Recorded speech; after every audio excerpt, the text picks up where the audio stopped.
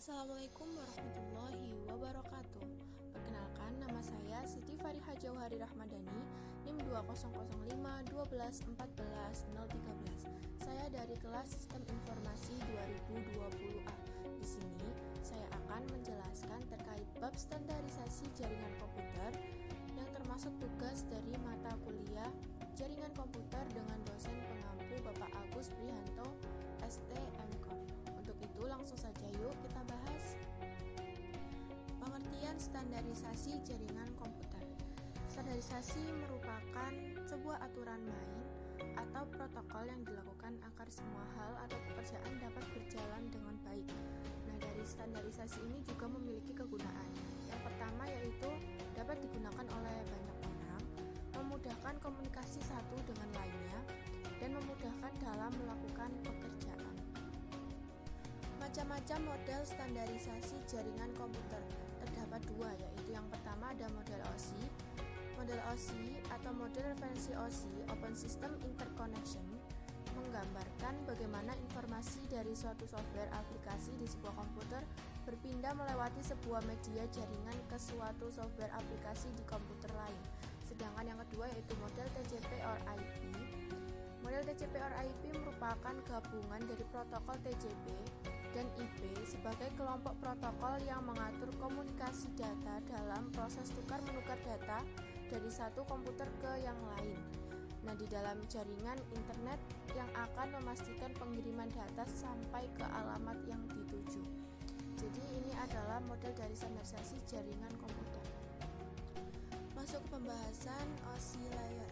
Terdapat 7 layer pada model OSL, yang mana setiap layernya memiliki tanggung jawab secara khusus pada proses komunikasi data. Dimisalkan jika satu layer bertanggung jawab untuk membentuk koneksi antar perangkat, maka layer lainnya bertanggung jawab untuk mengoreksi terjadinya error selama proses transfer data berlangsung.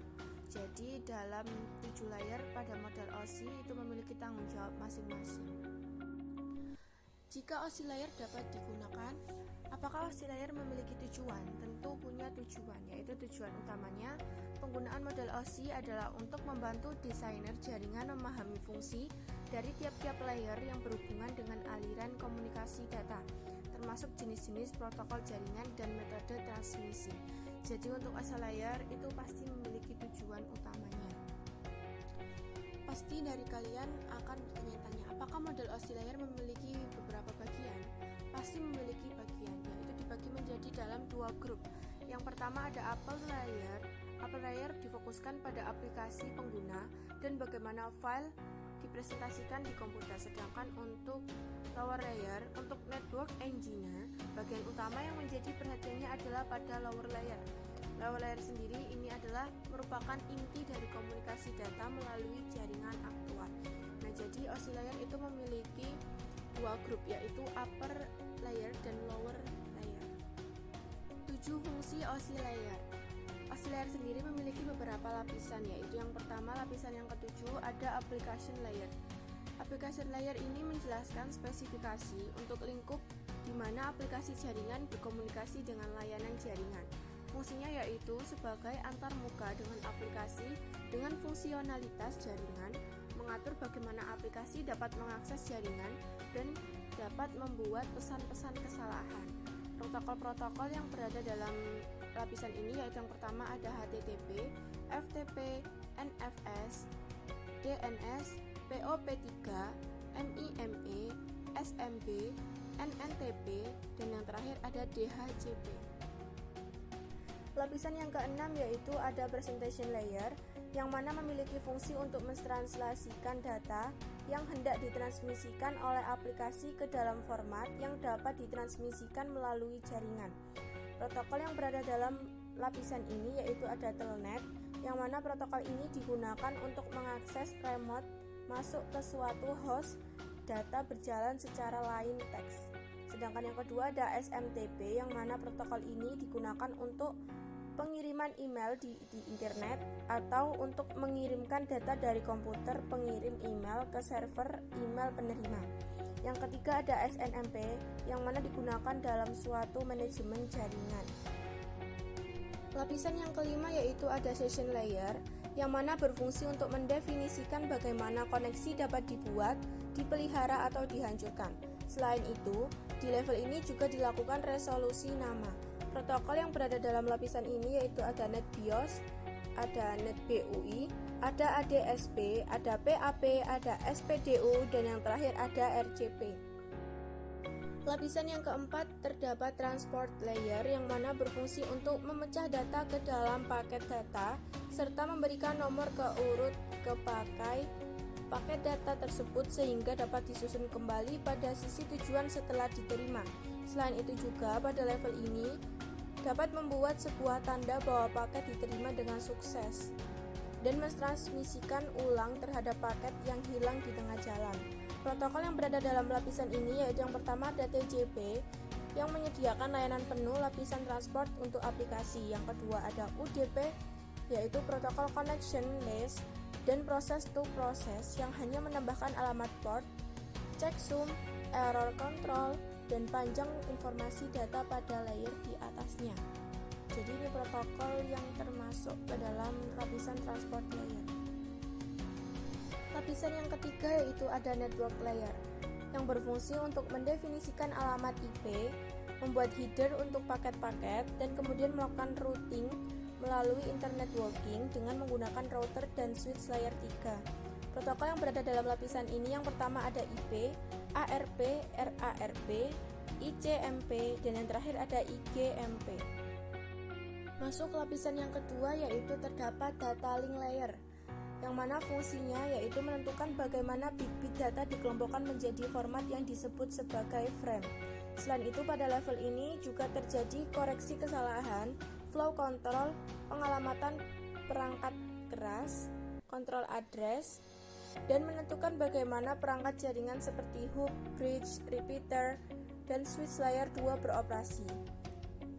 Sedangkan protokol-protokol yang berada dalam lapisan ini yaitu ada PPP yang mana digunakan untuk point-to-point pada suatu jaringan, dan yang kedua ada sleep yang digunakan untuk menyambung serial.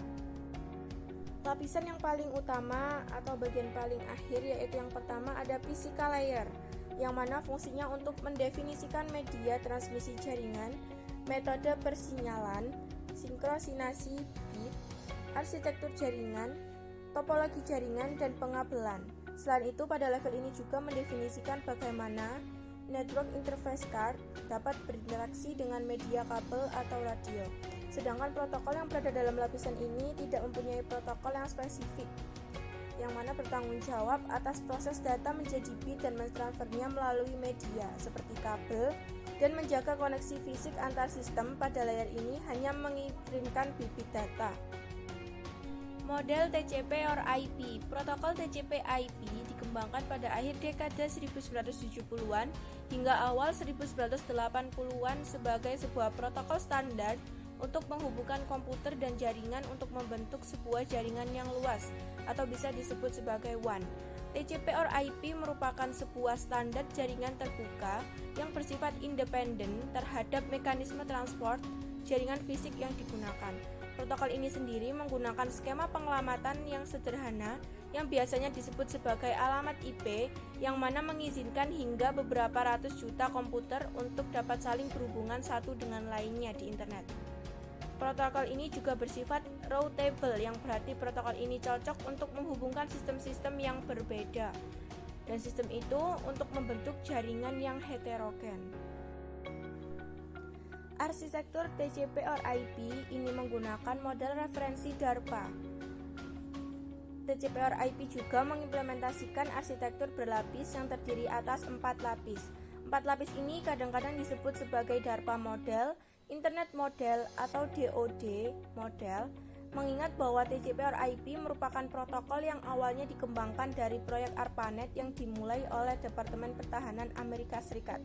Setiap lapisan ini yang dimiliki oleh kumpulan protokol TCP or IP akan diasosiasikan dengan protokol lainnya. Perbedaan OSI layer dan TCP or IP. Yang pertama yaitu di dalam OSI layer terdapat 3 layer yang berkaitan dengan aplikasi, sedangkan dalam TCP or IP hanya 1 layer.